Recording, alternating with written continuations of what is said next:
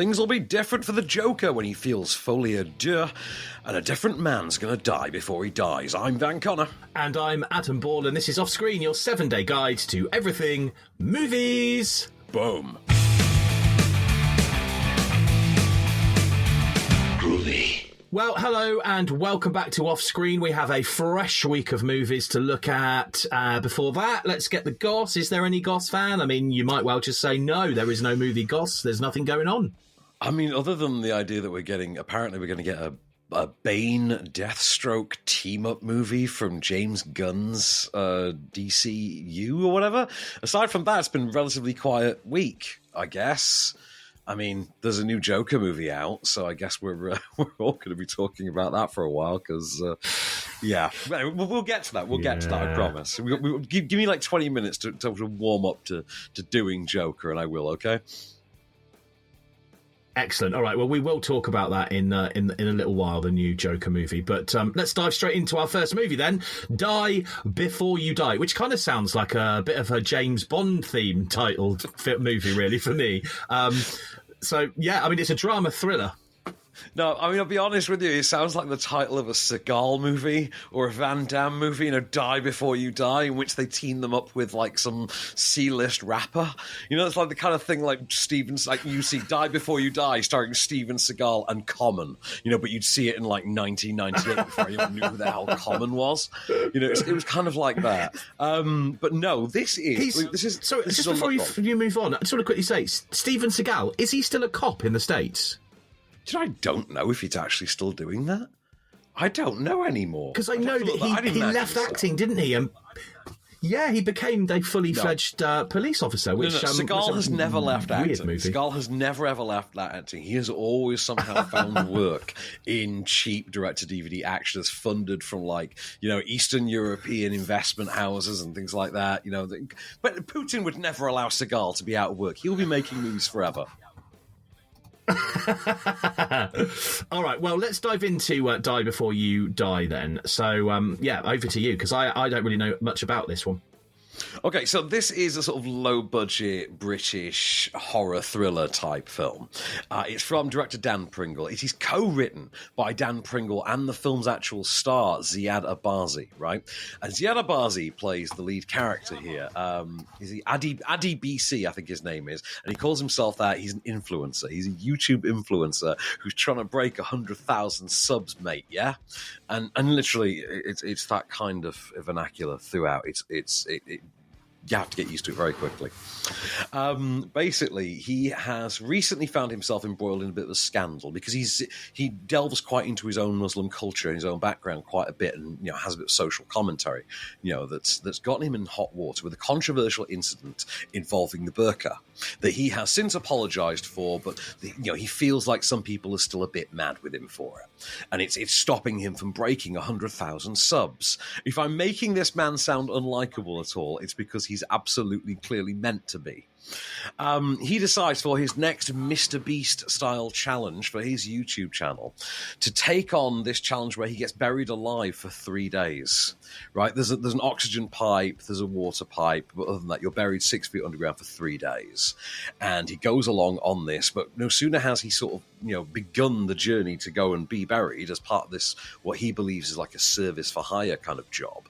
He quickly discovers there's more of a bit of a religious element to it than he expected. And all may not be quite as above board as was indicated to him. And soon he finds himself basically doing the plot of Buried, the Ryan Reynolds. So have a listen. This is a snippet from the trailer. The ceremony has 5 stages. The first is your last meal. The second, you will wash and be dressed in white shrouds, ready for the grave. The third, we will take you to the burial site. The fourth, you will be placed in your respective graves, 6 feet under the surface of the ground, and be covered. The fifth, we will return after 3 days to celebrate the death of yourselves. Can you hear me? Guys? I don't know about you, but movies where people are buried alive always kind of, I don't know, make me itch. What's that one where the guy was buried alive in a coffin? I've forgotten what that was called. That was Ryan Reynolds in Buried from about 2009, I think, where he's buried underground in Iraq, but he has his phone. That's the one, and the whole movie pretty much is set in the coffin, isn't it? And it just made me kind of itch and get anxious watching the whole thing. Yeah, but it was really inventive and well designed, that movie. Like, it was actually a really creatively quite inventive movie. But also, I quite like the Reynolds performance, and the script was quite tight. It built suspense nicely. This does, it's funny you bring up Buried. It's like, I know I brought it up already, but when you're a kid and you really wanted a Happy Meal, and your mum always used to that thing where she said, we can make McDonald's at home. I can do McDonald's at home kind of thing. And, it would just ruin the rest of your day. This is that, but with the movie Buried. Like, it feels like that at times. Okay? So I will give them this, okay? The most successful thing it does is in its depiction of an influencer. It's a great depiction of an influencer because within less than 20 minutes, I wanted to bury this man alive. I honestly hated him. If Ziad Abazi's performance as the influencer in any way allowed him to stop squinting for more than 5 seconds, he might be able to see exactly how cringy this script actually is at times. And then there is this directorial choice, this stylistic choice that's been made there's large segments of it that see the two lead characters, Ziad Abazi and his on-screen best friend, being the only English speakers in a room of Muslim clerics, for instance, who are speaking largely in Arabic, and it's not subtitled. Like, some bits are and some bits aren't, so it is deliberate. What isn't subtitled is deliberate, and they defer back to the English-speaking characters to interpret it and then repeat it back to the audience, etc. And it's a lot. Like, it feels like it withdraws you from the film at times. But by dumb luck, I happen to be watching this with Faith, who speaks way better Arabic than I do, and was able to actually decipher some of this for me. And that's how I discovered that actually they do spoil a lot of the plot if you do speak Arabic. So... oh, no! It was an odd thing. I know this is a complete aside, but do you ever hear that thing about the John Carpenter movie The Thing, where when you see the Norwegian pilots like shooting the dog, they actually scream in Norwegian, the dog is evil, it's an alien, kill it, and they give away the plot of the movie. So if you spoke Norwegian, you actually got the spoiler way in advance. It's basically that, but they do it more. Oh no, I get it. It's a little kind of Easter egg, I suppose, within the movie, but it would be quite frustrating if you spoke the language and then completely ruined the movie for you. I mean, that would be annoying. Yeah. The other thing is, right, as an actual script, they'll say it's very cringy. It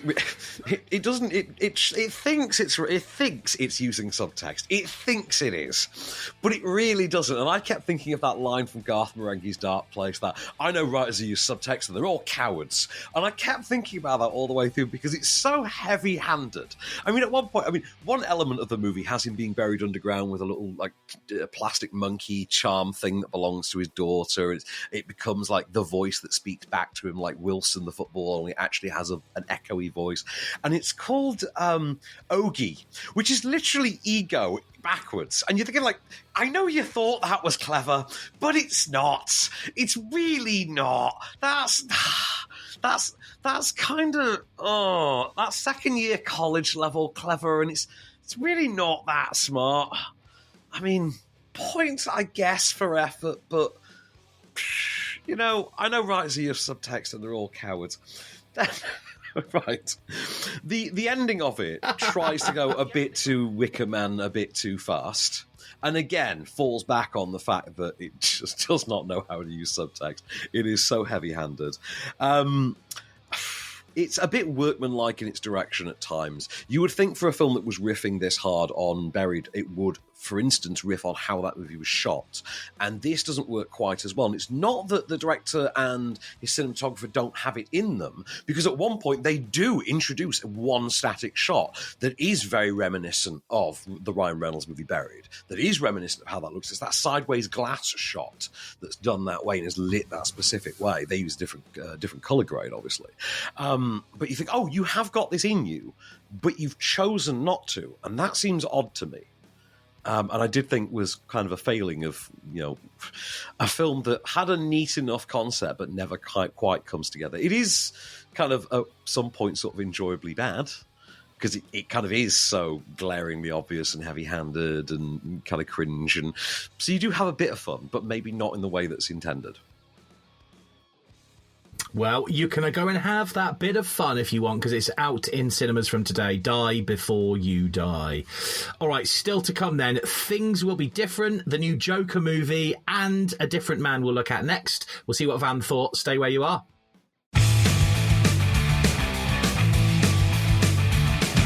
So hello and welcome back to Off Screen. We are going to dive straight into our next movie, and I'm really intrigued by this. It's called A Different Man.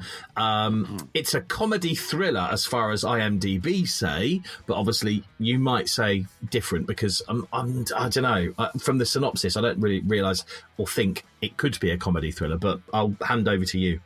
Actually, do you know what? I think comedy thriller kind of, in a weird way, is the right way to describe this. I would also add psychological sort of drama, because I think that's what it starts out as initially. Yeah. This stars Sebastian Stan, right? It's one of two movies starring Sebastian Stan that we're going to review this month. And the second one is going to be 2 weeks from now. We're going to talk about the Donald Trump movie, The Apprentice, in which Sebastian Stan plays the younger Donald Trump, and he's very good in there. I should state up front, I am actually quite a big fan of Sebastian Stan. I'm a Stan fan. Stan a fanistan, as Al Pacino would declare. A fanistan, a Stan a fan. But I Stan. There you go. Because it just always stars in things that I really enjoy. He did that Pam and Tommy series on Disney Plus a couple of years ago. He played Tommy Lee. I'm a big fan of the movie Fresh as well, which was also on Disney Plus, funnily enough. He's Bucky, in Falcon and the Winter Soldier. There's a lot of fun in that. I generally always find him quite a fun presence in nearly everything he's in. And do you know what? I can say in advance, same here, yeah, very much the same here. So he is the lead. He is Edwin. Edwin is a man with neurofibrosis, I think it is. Are you aware of the condition, neurofibrosis? I know what the results of it are, but I don't really understand it. Right, so this is a condition where non-cancerous tumours grow on a person's nerve endings. And wind up and physically deforming their facial structure, effectively. So does Adam Pearson actually have this, or is this CGI? Yeah, Adam Pearson, who rubber? is in the movie, Adam Pearson, who's one of the leads in this, has this condition and has a homegrown talent from here, who I think was a researcher. I think he was a BBC researcher, who then wound up presenting documentaries about the bullying that goes with his conditioning and things like that, and wound up discovering a love of acting, and has now gotten a performance that's specifically written to his physical condition as well. So Sebastian Stan, at the start of the movie, has neurofibrosis, undergoes an experimental treatment, finds himself part of a test group for a new medication that will treat his condition.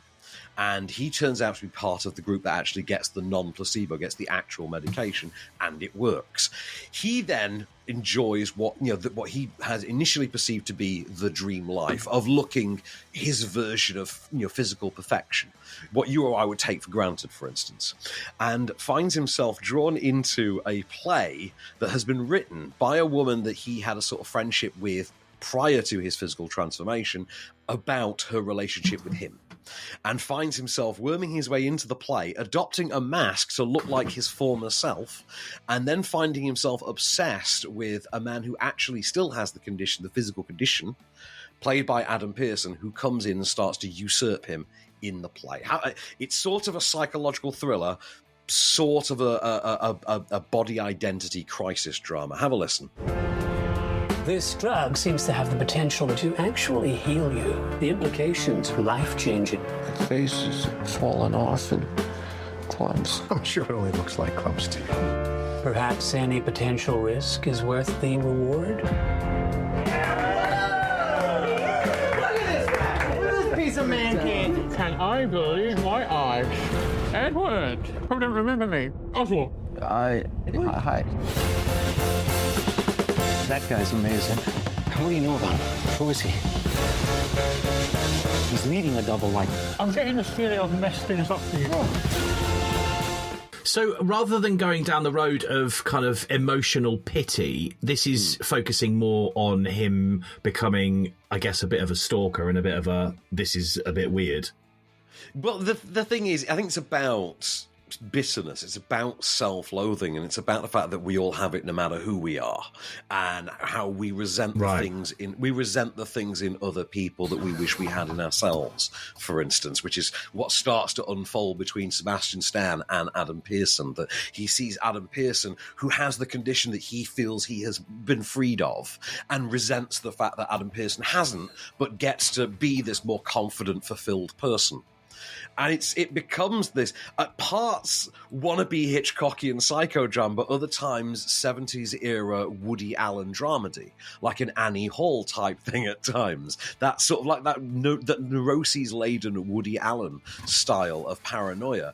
And it's good fun. It maybe doesn't quite strike the balance perfectly all the time, but it is held together really well by a fantastic Sebastian Stan performance. And like I say, I'm a fan of Stan. So, you know, this just goes on a list of increasingly great performances from this guy. And I think it's Renata Riensve, I think, who plays the female lead, the sort of love interest of this. I think gets to have a ball too. I knew her from the movie. Do you remember I was talking about The Worst Person in the World? Yeah. I think it got nominated for Best International Feature that year or something. It was a couple of years ago, but she played the titular worst person in the world. And she's very much keeping that little bit of malice going here as well. There's a mischievousness. There is a dark side to her sort of quasi-romantic lead here. I really liked it. I thought it was really good fun. I'll be honest with you, it grew on me. I didn't like it as much when I first watched it, but it's one of those films that when I sat with it as the days went by, you know, I thought, actually, I started to think, yeah, I liked that more than I thought I did, actually. And I think the dynamic between Adam Pearson and Sebastian Stan is really fun and really something.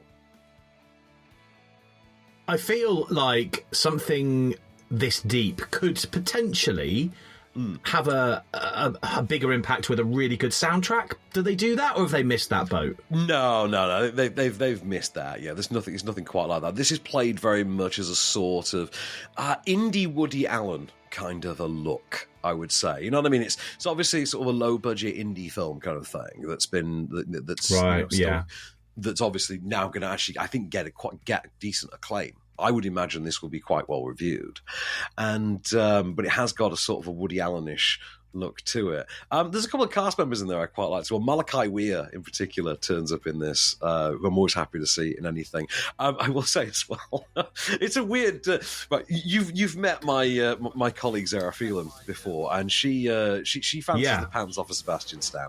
So she's having quite an interesting month this month, because the other film that he's in is where he plays Donald Trump, and he plays him very well and very convincingly. So it's very difficult for her, as someone who fancies Sebastian Stan, to sit and take in The Apprentice.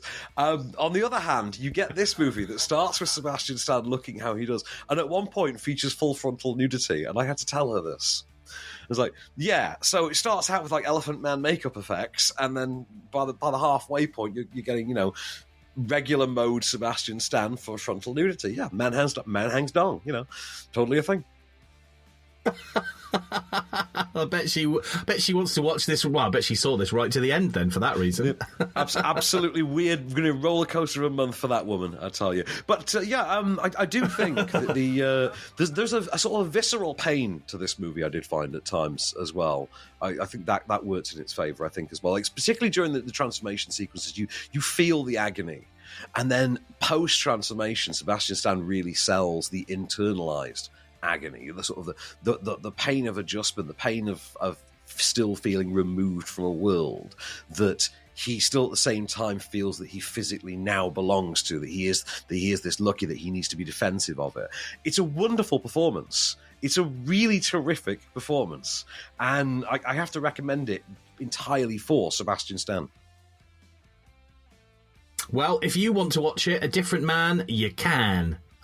Poet, and I didn't know it. It's in cinemas from today. All right, we are going to look at Things Will Be Different soon, but next, the new Joker movie. Is it Folie à Deux? Folie à Deux. Let's just go with Folie à Deux.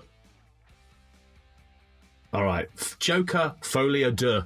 We'll see what Vam thought of that in 1 minute.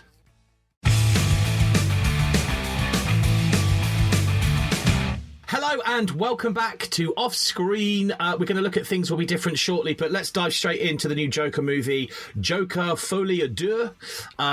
Van, hand over to you. See what you thought of this. Right, so obviously it's 5 years later, this is the sequel to Todd Phillips' Joker. You remember the 2019 sort of left field, low budget 80s throwback Joker, starring Joaquin Phoenix and Zazie Beetz and Robert De Niro, I believe, as well in 2019. It went on to win Best Actor for Joaquin Phoenix in early 2020 and Best Original Score, I believe, for Hilda Gudnadottir, I believe her name is, the Icelandic composer who scored the movie. We now have the sequel 5 years later, Folie à Deux, that sees the character of Arthur Fleck, having established himself in the first movie as as Joker, didn't seem to earn just Joker in the first movie, now incarcerated in Arkham Asylum for the murder of 6 people in the first movie. He is undergoing treatment. He has been in the asylum, I believe, for 2 years when the movie starts. He's formed something of a relationship with one of his guards, played by Brendan Gleeson, who feels that he can exploit Arthur for his sort of fame quality. He has a certain notoriety, and by basically being close to Arthur, he can exploit him for access to cushier assignments in psychiatric units and things like that, and get him a little bit of fame on the side, a bit of cash going on the side as well. And one of these sojourns, he gets Arthur into a choir class in the asylum, where he meets Harley Quinzel, played by Lady Gaga, who is another resident of a lower security. She's there voluntarily at the hospital. She starts to form a slight obsession with Arthur, who, because he is, arguably just an attention-starved sort of incel type, immediately latches onto this. And what starts is this, star-crossed romance between two people who seem to be as insane as one another, all of which is intercut amongst these fantasy musical sequences throughout as they romance one another to classical songs as well as actual jukebox pop numbers. Have a listen. This is the first meeting. This is Harley basically being sort of kicked out of Arkham, but it's not the end of their romance. They're sending me home. Why? They're saying you're a bad influence on me.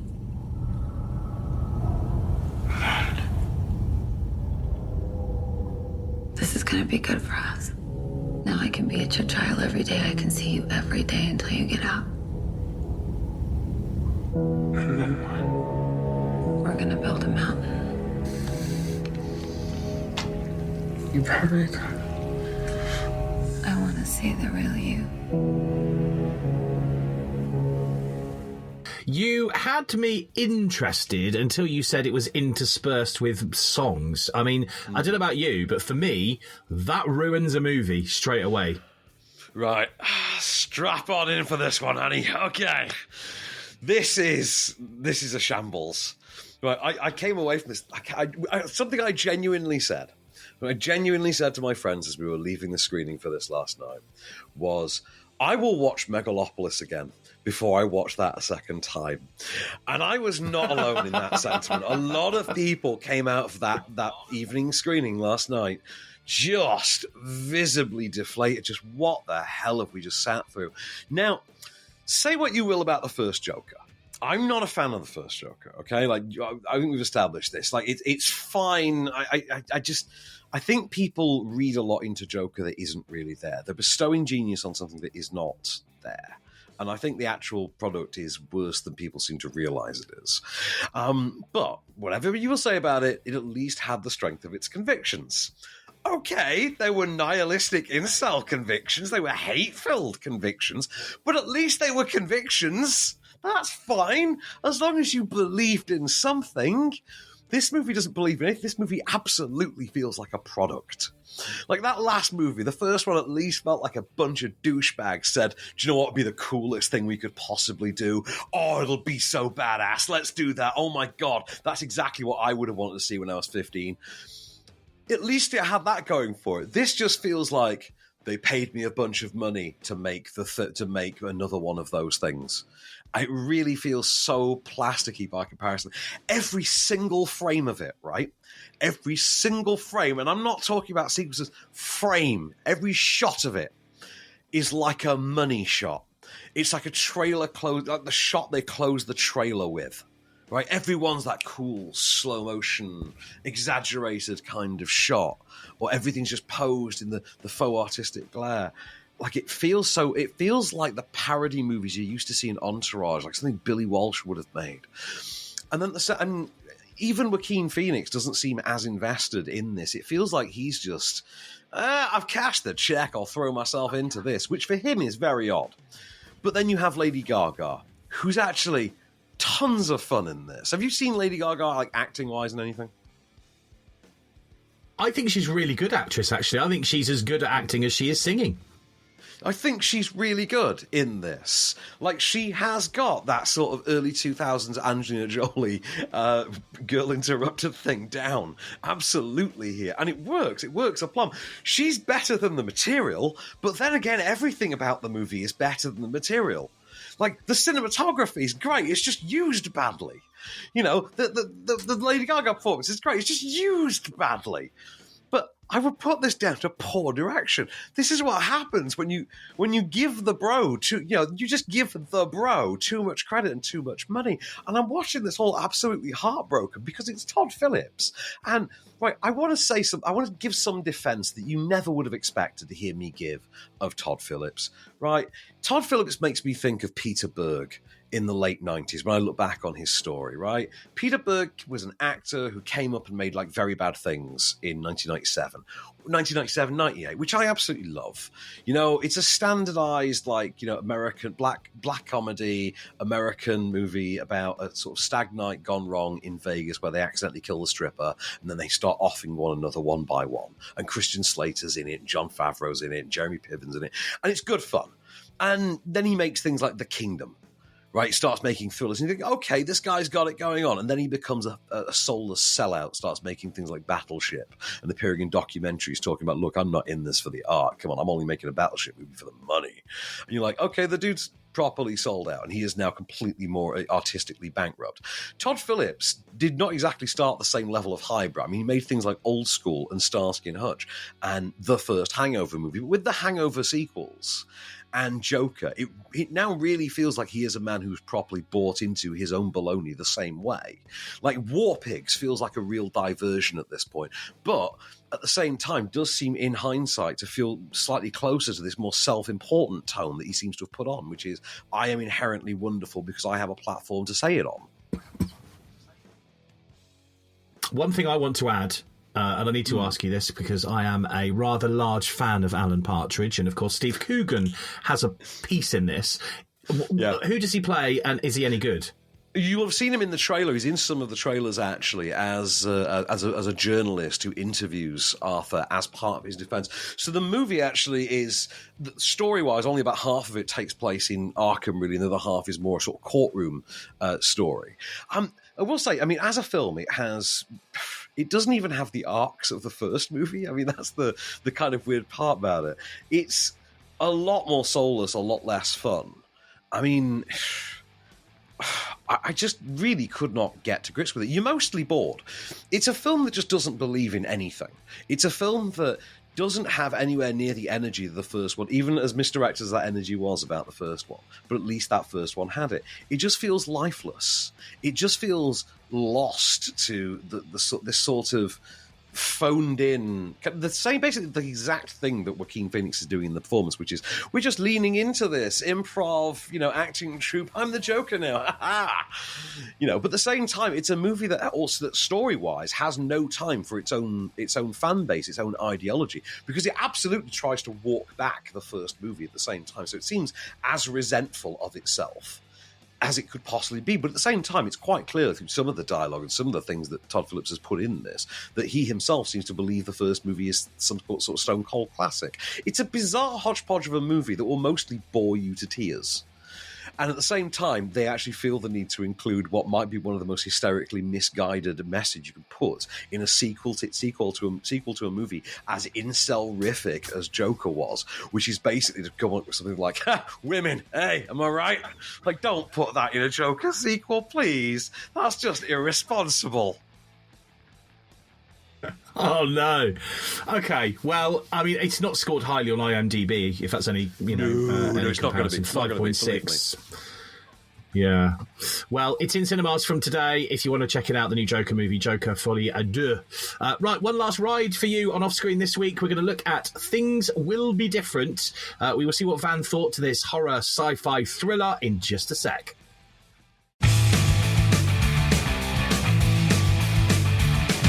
Hello and welcome back to Offscreen for one last ride. Right, we're going to look at this movie called Things Will Be Different. It's a horror, thriller, sci-fi, and I don't really know much about it other than that, Van. So you've seen it. Off you go.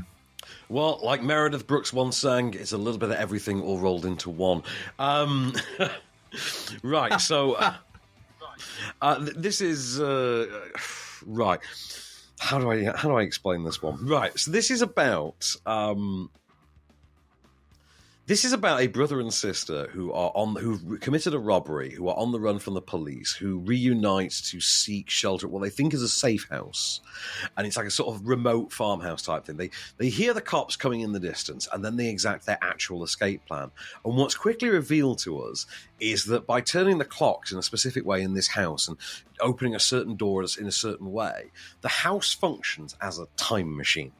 And it allows the brother and sister to travel back in time several weeks into the past to hide out from the present day. So while the present day moves ahead 3 weeks, they can just step back out through the door and emerge 3 weeks in the future. So that's the sort of grand plan. But as they sort of wait for the time to elapse and start to just, pass the time, play a deck of cards, something like that, strange events start to occur around them. They start to find strange messages and strange people appear to be out to get them. Have a listen to this. Hello. You shouldn't be here.